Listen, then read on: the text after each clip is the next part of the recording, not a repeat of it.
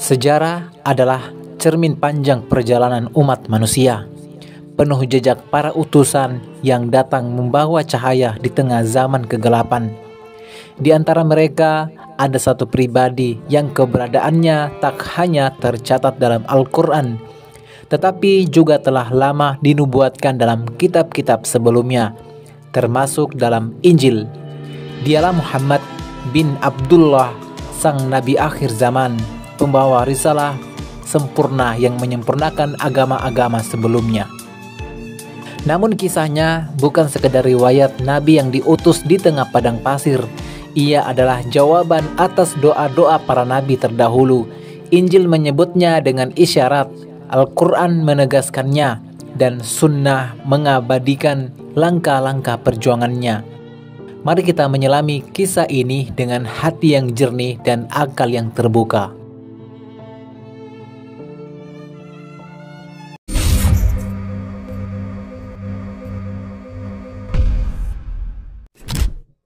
Jejak Muhammad dalam kitab Injil. Dalam Injil ada isyarat tentang kedatangan seorang nabi besar setelah masa Nabi Isa alaihissalam.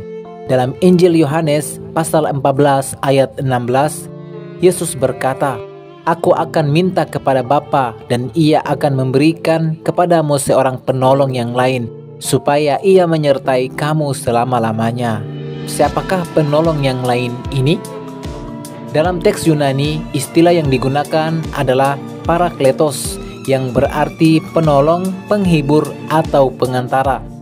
Beberapa ulama dan ahli tafsir mengaitkan kata ini dengan sosok Nabi Muhammad SAW, karena Yesus menyatakan bahwa sang penolong itu tidak akan datang selama Ia belum pergi, dan Ia akan mengajarkan segala kebenaran, ciri khas wahyu yang dibawa Muhammad SAW.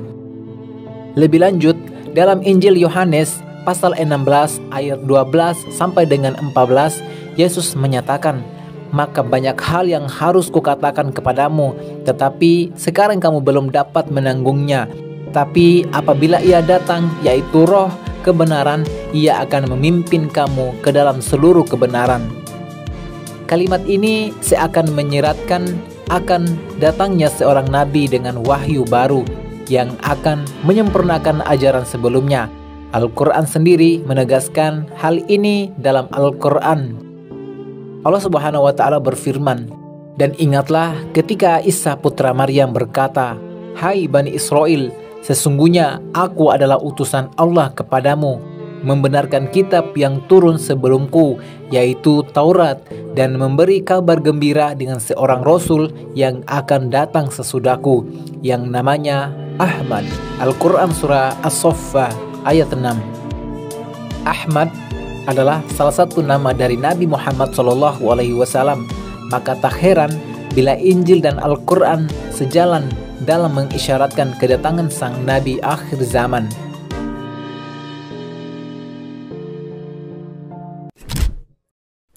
Perjuangan Nabi Muhammad menyambung risalah.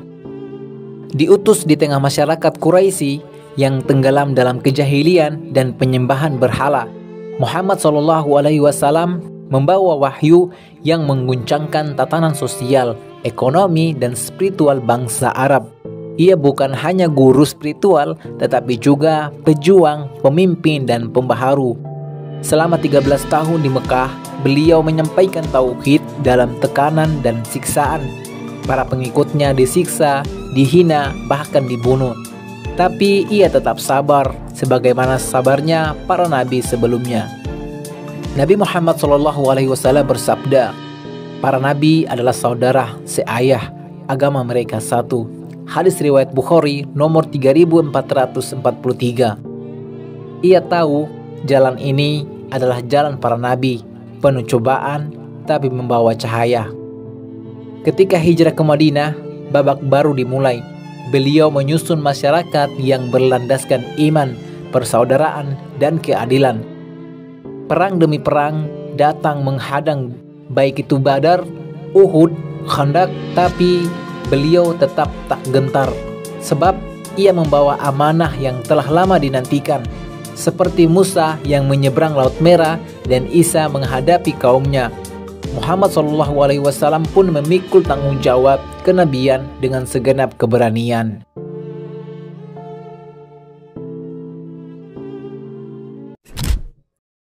Injil dan Al-Quran bertemu di ujung risalah. Apa yang dahulu disampaikan Yesus, Musa, dan para nabi lainnya kini telah sempurna dalam risalah Muhammad SAW. Allah Subhanahu wa Ta'ala berfirman, "Pada hari ini telah aku sempurnakan untuk kamu agamamu, dan telah aku cukupkan kepadamu nikmatku, dan telah aku ridhoi Islam sebagai agamamu." Al-Quran Surah Al-Ma'idah ayat 3. Muhammad bukan pesaing para nabi terdahulu, ia adalah penyempurna. Dalam hadis sahih disebutkan, "Perumpamanku dibandingkan para nabi sebelumku seperti seorang lelaki yang membangun sebuah bangunan. Ia menyempurnakan dan memperindahnya kecuali satu batu bata yang belum terpasang. Maka orang-orang mengelilinginya dan kagum padanya, lalu berkata, 'Andai bata ini diletakkan, akulah bata itu, dan aku adalah penutup para nabi.'" Hadis riwayat Bukhari dan Muslim.